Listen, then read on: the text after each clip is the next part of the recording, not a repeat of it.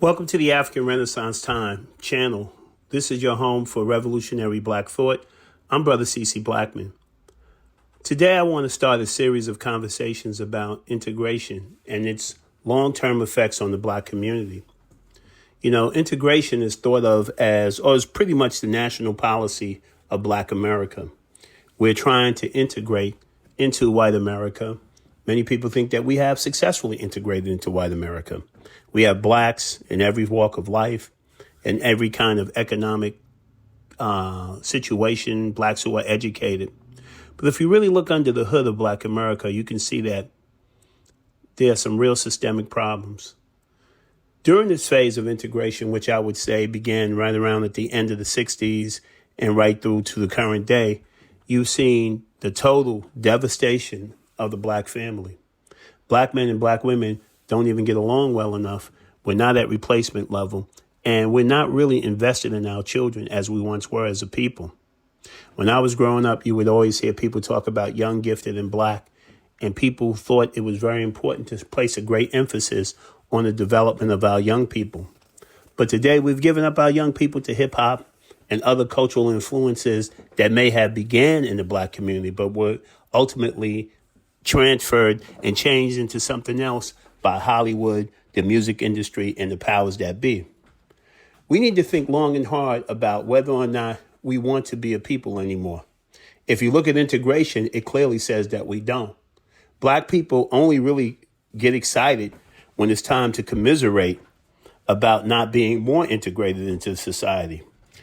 You know, many years ago, the person who's most closely associated with the idea of integration, Dr. Martin Luther King, said prior to his death to Harry Belafonte that he might have made a mistake in asking our people to integrate into a burning house. He saw America as a burning house, and we should not be focusing so much on giving up our distinct identity as African Americans or black people in America to join an America whose values are the antithesis of everything black people really stand for. Today, if you look at what we have done with integration, is we have basically said that to a country where our people were oppressed and enslaved, we basically said, we totally trust you to educate our children. Let's look how that's worked out. Every major city, our children are being educated by people who, for the most part, set policies and take positions that really don't show any real love for our children. You can basically judge just by the outcome. Our children have more resources spent on their education, yet they're less educated than ever. When I was younger, I can remember a time where education was really a top priority of the black community. If you go back to slavery, you remember we used to read by candlelight under the threat of death because it was so important to get an education. There was a generation that came out of slavery that wanted to build the black educational institutions. And we built them, the Tuskegees and the Howards and all these different places. So what changed about us that we no longer value education? Well, you know, if Horace Mann said that education was the great equalizer among men, why are black kids today so anti-education? Now, don't get me wrong. Blacks are great at pursuing education for the purposes of getting a job. But are we really using education to really solve our problems as a people? Or is the education sufficient enough to even address our problems? Or are we looking at education given to us by other people with a different focus? So it's like going to your former slave master and say, teach me how to be as good as you. That's not going to happen. You have your own agenda as a people that, whether you like it or not, came here on slave ships from Africa.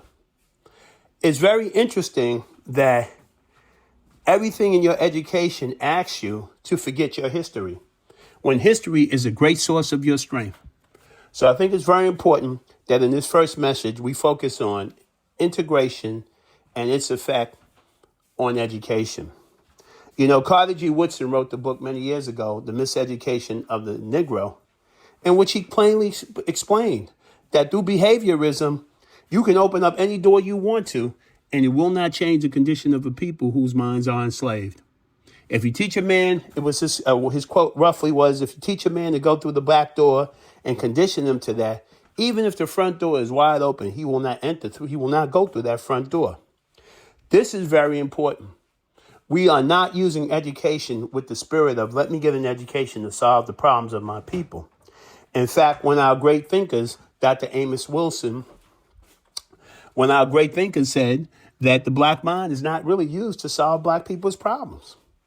And I believe he's 100% correct. The black mind is primarily focused on figuring out ways to be included, figuring out ways to get along with other people. And that would explain a lot. When you think about our desire to try to get along or to go along to get along, it explains a lot. It'll show you exactly why we are economically shut out of progress in our own neighborhoods. We don't own any of the businesses.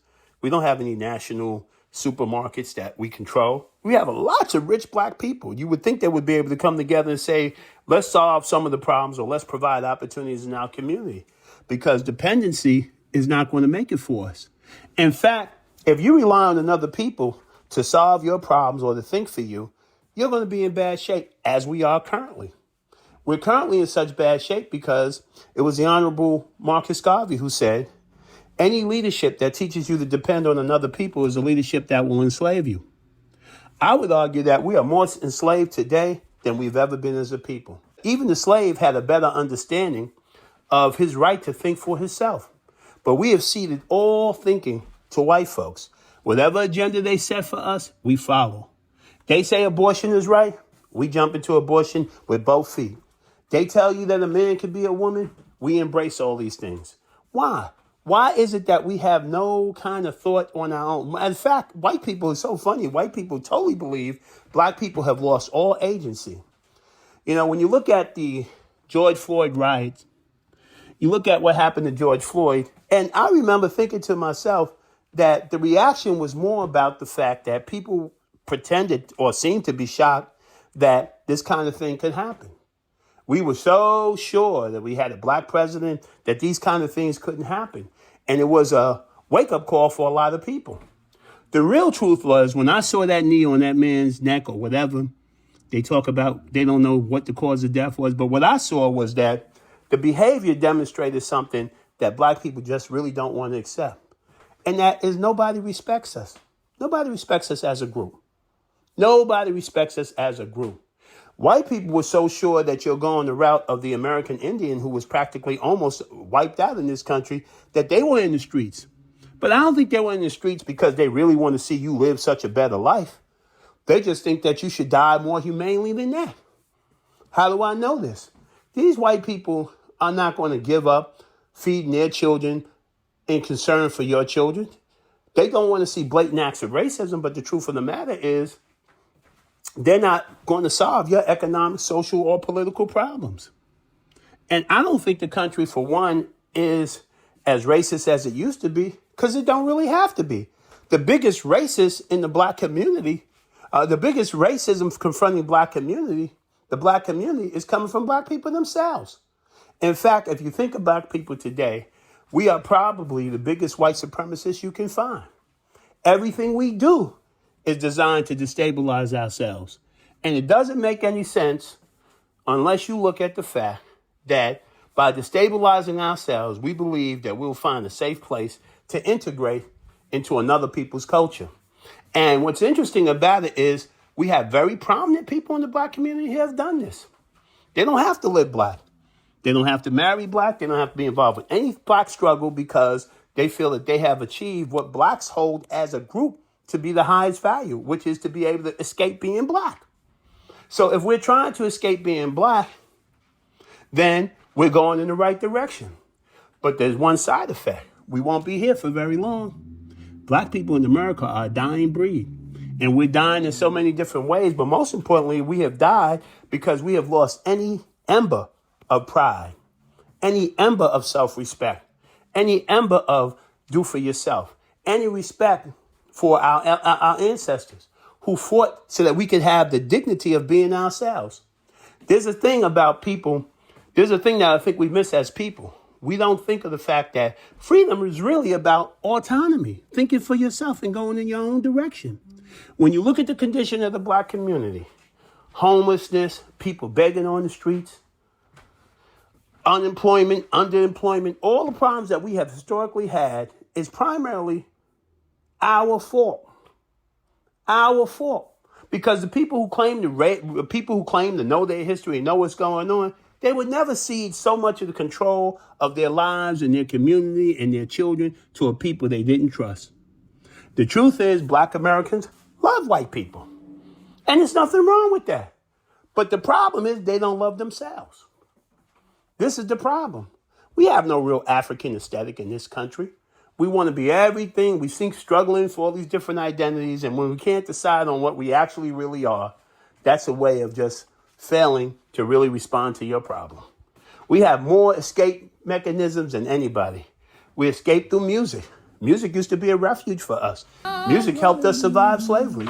Now they've taken beautiful black music and turned it into trash. If you listen to the music today, we are singing ourselves back to slavery and singing ourselves to hell. So on this channel, we're not going to sugarcoat it. We're going to talk to those black people who still have some loyalty to an African identity. Because you have no dignity if you cannot be who you are and who God created you to be in this world. If you got to always apologize or try to get people to ignore color or to pretend like they don't see you, or you can't really advocate for your people amongst your people, you have a problem. Our problem is not going to be solved by Chinese. It's not going to be solved by white folks. It's not going to be solved by anybody. We will either solve our problem as black people in this country, or we're going to go the way of the dinosaur. And the fact of the matter is, there's a great interest among a lot of black people who can still think to get the hell out of here and to go to Africa and go to different places. Not because we didn't put blood in the soil and build anything, but if you look at what has happened to our people in this country, it's tragic. It's tragic because people are not paying attention. And what makes it so insidious is that people are comfortable. Their only agenda in this country is materialism. If I drive a nice car, live in a nice apartment, I dress well, I think and imagine that I'm not in any way associated with the lowest common denominator in our community. We have way too many fatherless children. Our children feel betrayed by the previous generation because we don't have any real heartfelt commitment to take care of them. We weren't the people who started objectifying women as sex objects. This was something that we learned from Hugh Hefner and white folks. That's not black culture. The black woman meant so much more when I was a kid. The character of the black woman was so much better. And this is not about changing taste in all this time. We have the right taste and the right appetites to make us an extinct people. That's what we have. Every appetite we have in black America is designed to make sure that long term we're just not here. While other people are trying to hold on to their minds, trying to hold on to their sense of righteousness, trying to maintain a moral compass, we become more and more estranged from each other. The truth is, integration has caused us to go out toward everybody else and to neglect our own self. It's like you're trying to build everybody's house and keep everybody else's program going while your program as black people in this country is rotting and going straight to hell. And that's the truth. And your kids let you know it every day. They sing songs where they call themselves B's and MFers and niggas and all kinds of stuff. You think that's got some kind of long-term future? That does not.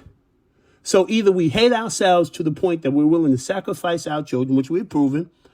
We have done so many things that demonstrate our total insanity that you have to ask the question, why is this? You know, every time I talk about this African identity, people get mad. Nobody wants to be African. Nobody wants to be an African American. Nobody wants to be an African in the sense that we are upholding the African aesthetic and thinking through with African brains and looking through African eyes and seeing the beauty of our own people and working for working to make sure that we are sustained and prosper and thrive as a people. All our churches, for the most part, most of our churches overwhelmingly have sold us out. They take the woke values. They don't give a damn about religion because money trumps everything in this country for foolish people. There are some people who will not do anything for just money. But our people have been told that the highest value is materialism. This is a sickness, and it's a sickness that's really got us on the verge of destruction. So to bring it back, we need an African Renaissance time. We need a time where we can have a psychological, emotional, spiritual, and intellectual rebirth in this country. In order for that to happen, we have to start having conversations about how do we solve our problem, okay? And there's one great way to solve the problem, and that's to start thinking in terms of nation. Let's stop being so selfish. What's in the interest of black people? Because all of those celebrities and all those wealthy people who think they're so great because they hobnob with white people and they on TVs and they have lots of dollars, what they forget is that those people don't really respect you. You're just like you're a joke. They own you. Look how all of them started. Look how they started talking when Kyrie got in trouble. They all condemned him. Grown men didn't have enough common sense to say, that's a good young man, and I'm not going to let him be destroyed that way. Even if he made a mistake, let's come out and put our arms around our brother and protect him. Most of them went out and just embraced the lynching that white folks were trying to do, the psychological lynching that they were trying to do to that young man and to break his spirit. Because he's still rich enough and he's still young enough to not really fully understand the sickness of black culture today. We have to stand up. Our fight today is less with the white man. We have only one real fight. And this is what Dr. Bobby E. Wright, you should go find out who that man was, said many years ago. There's only one fight, and that's the fight to recover the black mind. Because our minds, we're clearly out of our minds. Another giant, Dr. Amos Wilson, used to tell us all the time that in order for our communities, our families, our situation to be like it is, we have to be almost completely turned backwards and out of our minds. And that's really what we are. We're caught up into a cycle of behaviorism where we believe all the rewards and punishments are in the hands of another people, so we don't even have basic respect for ourselves as a people. So I'm going to leave it here for now, but I want you to like and subscribe to this channel if you want to hear more real revolutionary conversation, because there is something we can do. There is a new age that we can bring about, and that's called the African Renaissance time age. Not only when we try to get it together here in this country, but on an international basis. Black people all over the world really have the same problem. And the same problem is the fact that we have not been using the black mind, or the black mind has been conditioned to operate against its own interests. We have to have our own unique expression of what is necessary to sustain us. And we have to start thinking nation again. Had we followed the great ideas of the Honorable Marcus Garvey, who told us a century ago that we have to build our own factories, we have to employ our own people, we have to marry our own people, we have to build the black community and make it worthy of respect by other people. You want respect? You want to be able to be loved on an international level by all kinds of people? Demonstrate your greatness by solving your own problem. We don't demonstrate our greatness. We don't demonstrate our human dignity by selling out. So that's all for now. Please like and subscribe. This is Brother C.C. Blackman, and thank you so much for listening. Free your mind.